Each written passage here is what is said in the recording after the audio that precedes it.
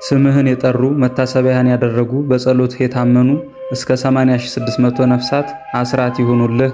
ገድልህን የጻፈ ያነበበ የሰማ ያለ መከልከል ከአንተ ጋር ወደ ዘላለማዊ መንግስቴ ይግባ ብሎ ጌታችን ቃል ኪዳን የሰጣቸው ገዳማቸውን ሊያጠፉ የመጡ የአሕዛብ ጦረኞች በተአምራት ወደ ጽድ ዛፍነት የተለወጡላቸውና እነዚህንም የጽድ ዛፎች በዘመናችን በእሳት አቃጥለው ከሰል ለማድረግ ሲሞከር ሰዎች የነበሩ መሆናቸው ይታወቅ ዘንድ ደም የሚፈሳቸው በጠበላቸው የትኛውንም አይነት በሽታ ፈጥነው የሚፈውሱና በጠበላቸው የተጠመቀው ሰው የማይድን ወይም ደዌው ለሞት የተሰጠው ከሆነ ያለ ጭንቅና ያለ ስቃይ እስከ 7 ቀን ድረስ በሞት የሚያሰናብቱ አጋዕዝተ ዓለም ስሉስ ቅዱስ በሶስት ነጫጭ ወፎች አምሳል የተገለጡላቸውና አንድነትና ሶስትነታቸውን የገለጡላቸው የታዘዘ የእግዚአብሔር መልአክ ተገልጦ በሰኔ ወር ታርፋለህ ቢላቸው በክረምት ልጆቼ ተዝካሬን ማውጣት ስለማይችሉ በመከር ወቅት ልረፍ ብለው በፈቃዳቸው በጥቅምት 9 ቀን ያረፉ ታላቁ ኢትዮጵያዊ ቅዱስ ብፁዕ አቡነ መዝገበ ሥላሴ ወር በገባ በ9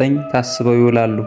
ዳግመኛም ዛሬ ኅዳር 9 ቀን የ318ቱ ሊቃውንት የመታሰቢያ በዓላቸው ነው። ለእግዚአብሔር ምስጋና ይሁን። እኛንም በጸሎታቸው ይማረን ይቆየን።